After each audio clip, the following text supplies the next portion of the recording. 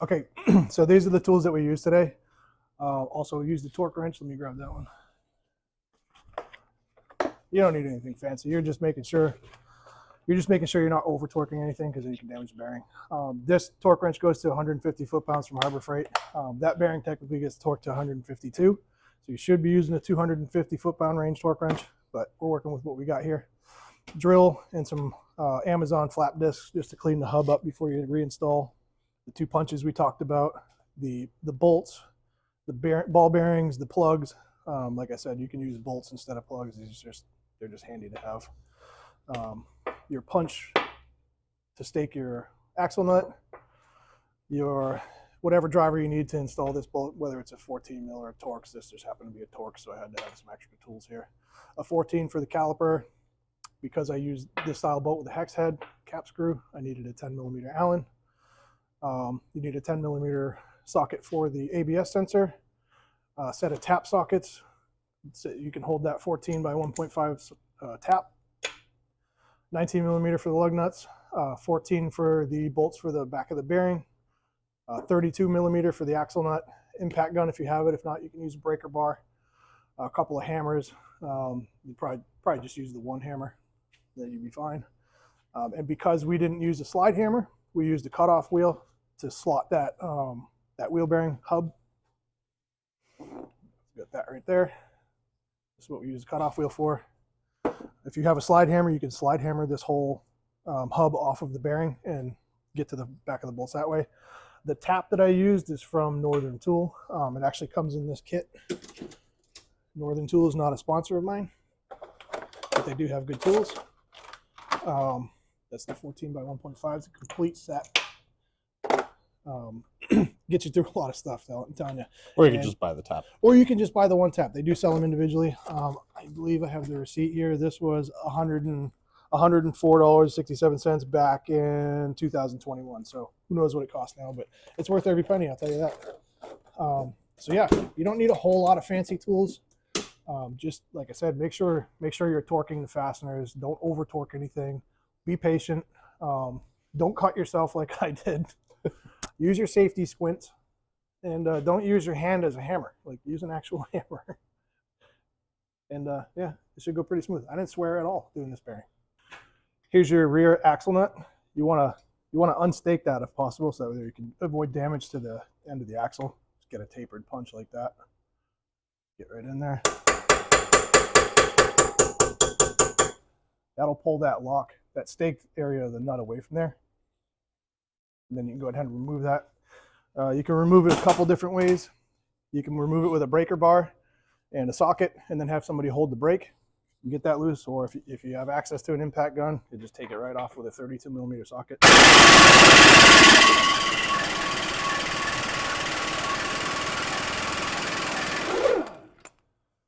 Now, because you had to hammer that thing into place, this is a one-time use nut.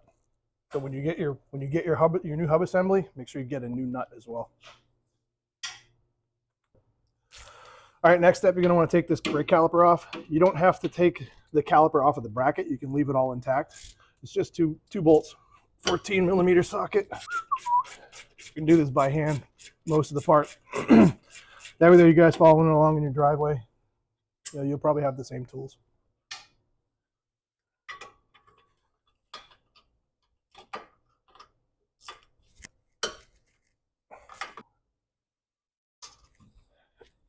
Now that caliper is going to be pushed out. Brake pads are going to be pushed against the rotor. All you do is grab that whole brake caliper and kind of slide it out.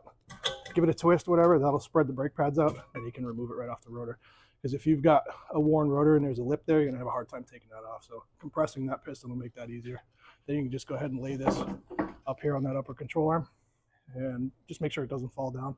If you have a hook for the caliper, you can hook it to the coil spring or whatever, bungee cord. Just keep it from falling down. And then you can go ahead and take your rotor off. Then we can move on to the next part. One important part is you're going to need to remove this wheel speed sensor, because there's a shield on the end of the axle. And if you go to pull that bearing out, that shield's going to hit that sensor and break the end of it off. So super simple, one bolt. Hopefully it doesn't break. If you got a vehicle that's really rusty, just be careful with this. It might be a good idea to spray all this stuff down the night before with some penetrant like WD-40 or PB Blaster or Inforce or whatever you feel necessary. Sometimes rust accumulates in that hole, and it's really hard to get this sensor out. If that's the case, just be gentle with it. Get under there with some pliers or something like that, or a trim clip remover, and just work it back and forth until it slides out. But just try not to break that. If you do, no big deal. You can buy a new sensor, and it comes up in here, clips in right up in here. You have to pull that grommet out. I think you have to get to the connector from inside, but anyways, it's pretty simple install for that if you do break it. All right, so right now he's kind of just trying to figure out how he's going to do this without a slide hammer for all you backyard mechanics or people that don't have access to a slide hammer. Yeah, my last video I had a big, huge, I think it's a 15 or 20 pound slide hammer. We pull this hub flange off. Then you can get right to the front of these bolts here. But in this case, I'm going to do this in a way where you don't need to either buy or rent that tool. Just knock out one of the wheel studs, fiddle around with it till you get it out, and it just slides in. Your new hub's going to come with all new studs in it, so don't worry about damaging anything. I think what I'm going to do is I'm just going to take a cut-off wheel, and I'm just going to cut this right here. Safety first.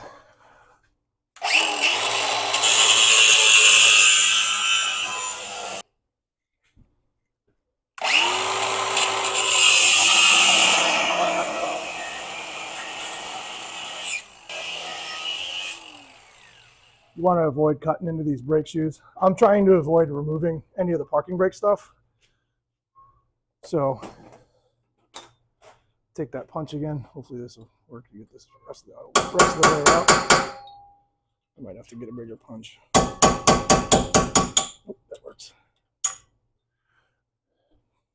And now I can get straight onto that bolt or onto that threaded section back there. That's what we're trying to get to. Next, order of bees nest. If the axle is stuck in here, you're going to need to use an air hammer or a punch and a chisel. I'm fortunate where this one is not stuck in there. I'm actually surprised it's not stuck in there. But now we get to remove the hardware from the back. Next step is you're going to need to remove all 4 of these bolts, 2 on each side, 14 millimeter swivel.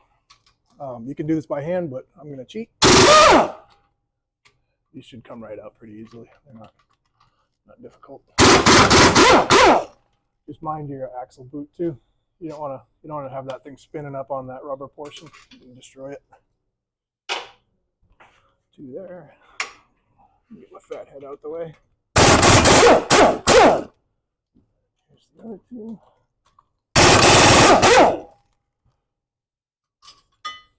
Okay. Now, once you get to this part, a lot of guys, what they're going to want to do is use like these Toyota style head bolts. They're super, super hard. They last quite a while, and you can get an air hammer chisel in there. They'll just thread those in, and air hammer on those. It works.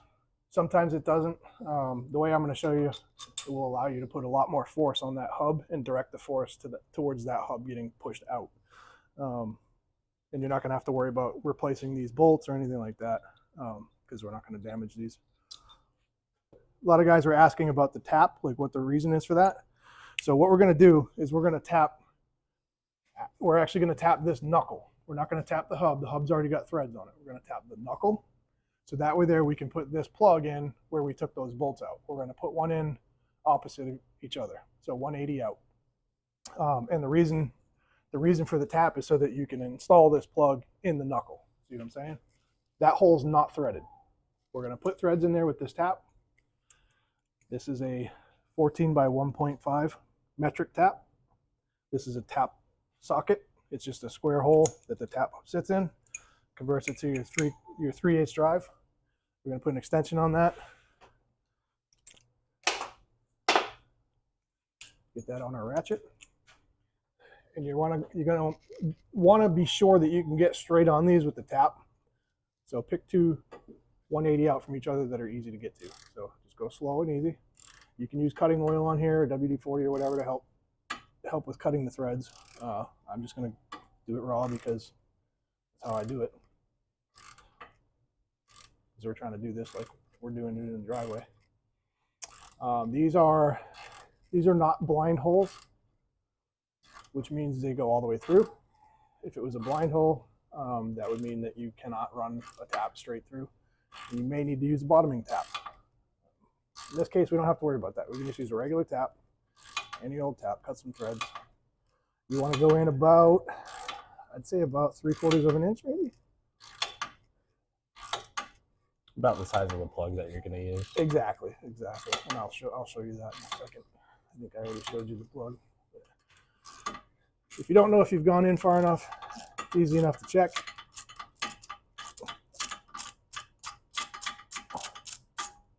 Okay. See how that tap, it has a taper to it?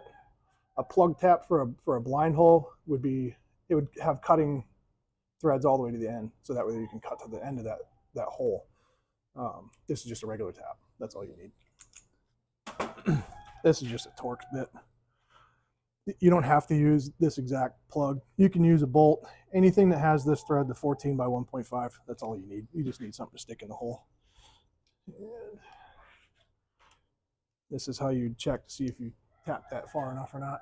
You just take your plug and install it into the knuckle and make sure it goes all the way down and sits flat, which this one doesn't, so I got to go quite a bit more.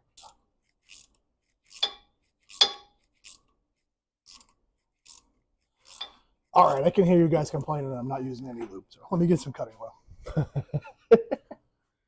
As you can see, he's already got the other one in place with the plug.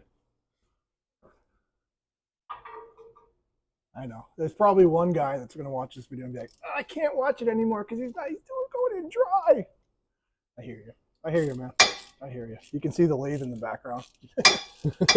You're like, if you know how to run a lathe, you should know how to use cutting oil, damn it. Okay. I'll humor you. I use the good stuff too. It's rapid tap. Oh my God, it taps so much better. Imagine that.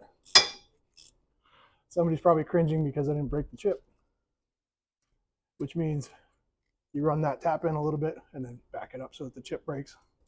So hopefully this explains why you need the tap. All this tap is doing is putting the threads in the knuckle so that I can put that plug in there, or bolt, or whatever, anything you want. It just has to be in there so that you have something to push against. Because we're going to push this thing out from the other side. We're actually going to use the threads that are already in the hub to push against that plug that we just installed. That portion right there. Yeah, and that's why we had to cut the that area out from the stud, because it's not quite behind there. It's off a little bit, so we just needed the clearance for that. So now that we've got both of those holes tapped, we can put the plugs in. And if you watched the last video I had, we're going to put this little ball bearing. We're going to put this in here because that's going to take up the gap between the section that's threaded in the hub and the plug. So you're going to be actually pushing against this ball bearing with the bolt from the other side like this. As you thread that in, it's going to pull the hub out. Make sense? This is what I was explaining about the ball bearing. You're going to take that and put it, just stick it. You're going to stick it right here on your garage door. You're just going to drop everything on the floor. Here. Now you can see the threads in that knuckle. And now I'm going to just put this ball bearing in there. I'm going to ask it nicely not to fall out this time. Thank you. Now we're going to put the plug in. And like I was saying, you want to make sure that that plug goes all the way in flush against the knuckle. Plug, bolt, whatever you got. You take a look down here, see how that one's nice and flush. That one I could probably thread just a little bit more, but I think it's in far enough where we don't need to worry about it. It's just better if it's flush. Now, if you can see inside there, that's kind of what I was trying to explain to you. See how it's plugged, and then there's the little ball bearing in there. It should be. Or did it fall out? I think it's in there. I can't see. Yeah, I can see it in there. Okay, now here's the bolt we talked about earlier. Just gonna go ahead and thread that right in that hole from this side.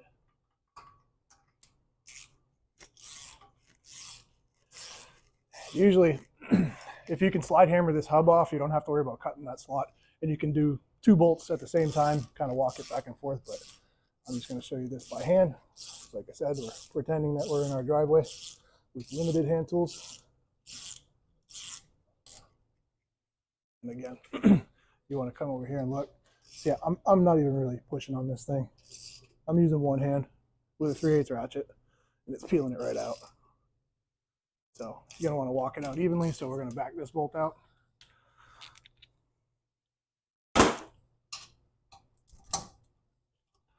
Rotate 180, rotations. Take your time threading this bolt in. If you destroy these threads, then you're not going to have anything to push on it. Here we go, winder in. I'm telling you guys, man, this car is not terribly rusty, but this bearing is definitely stuck in there. This works just as well with a crusty car from Canada, New Hampshire, Vermont, Massachusetts. I feel bad for all you guys that have to do that stuff up there. But not too bad, because I spent 34 years up there doing it. Down here in Florida.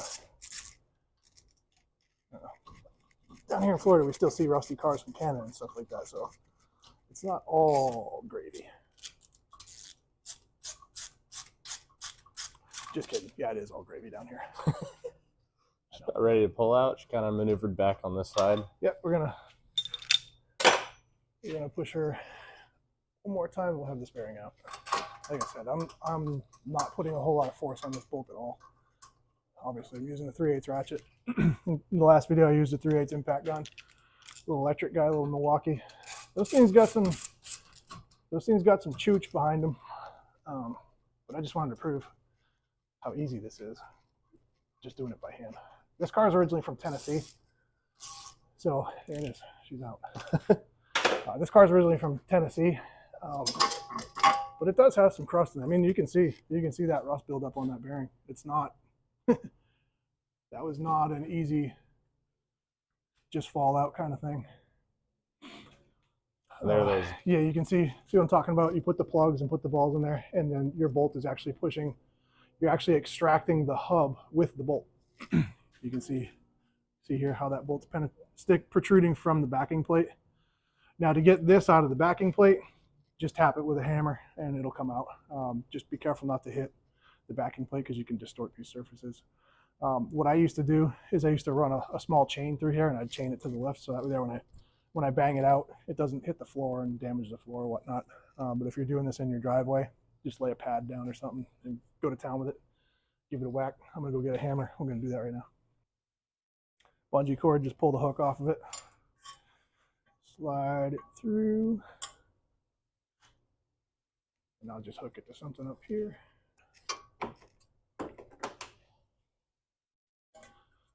Just tap it side to side. Actually, not really pull this bolt up. We're doing all this to avoid taking the brake shoes off and messing all that stuff up. We're avoiding putting an air hammer between the knuckle and the backing plate. It'll make marks in there. It distorts things. It's just, this way is easier. Less stress, no swears.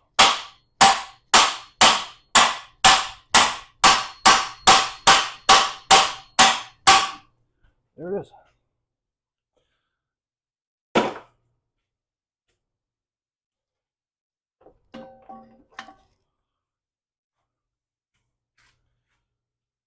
Not terribly crusty, but Still definitely crusty. Still got a bit of rust on there.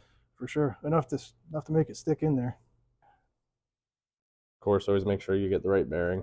Yeah, because I'd be swearing right now if we didn't.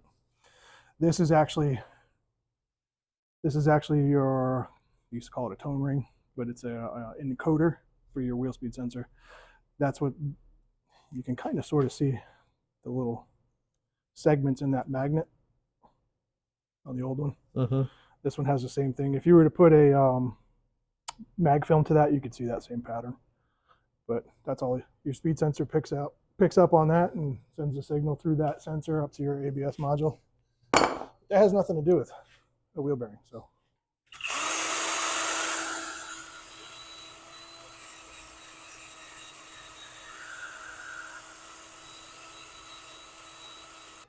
You guys can do the install however you like, but I'll just show you how I do it. I take those same head bolts, or whatever long bolts, I'll stick them through here. I'll get my backing plate on.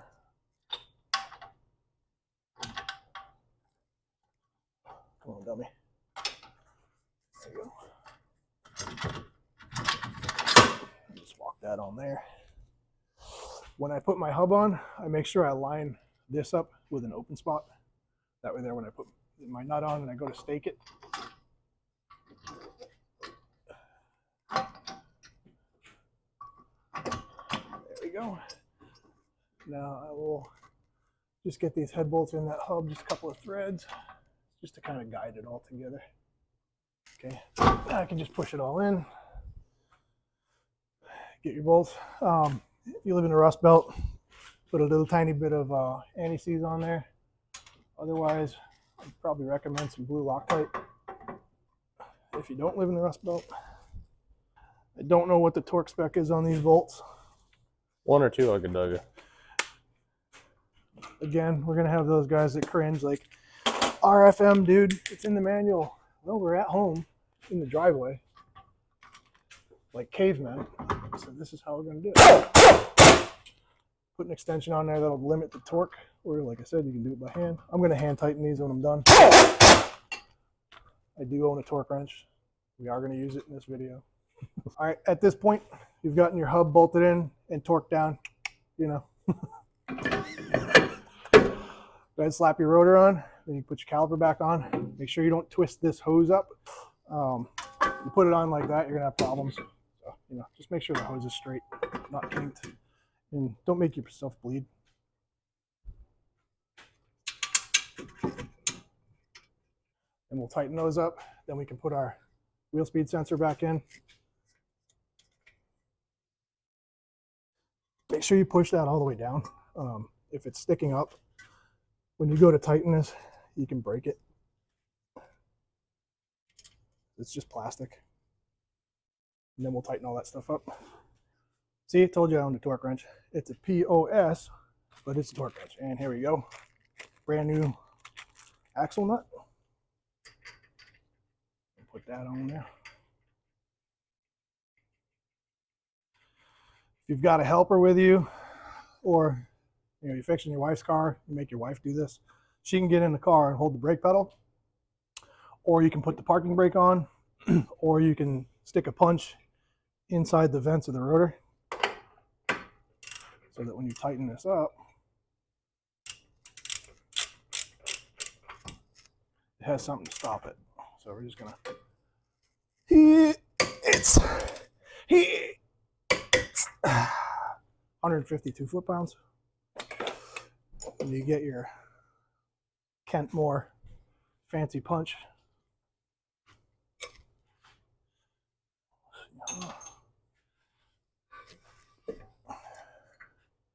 Get your punch in there. Look at that. Better than factory.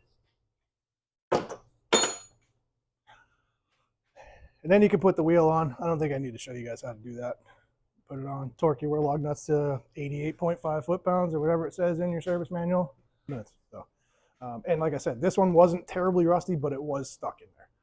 If I would have tried to slide hammer that off, it would have pulled the hub face off, and we would have had to, you know, do the air hammer from the backside trick and all that stuff. But hand tools, I'm telling you, the way I do it, hand tools, no stress, no sweating. You know, it's the best way I've found so far. So hopefully that helps you out.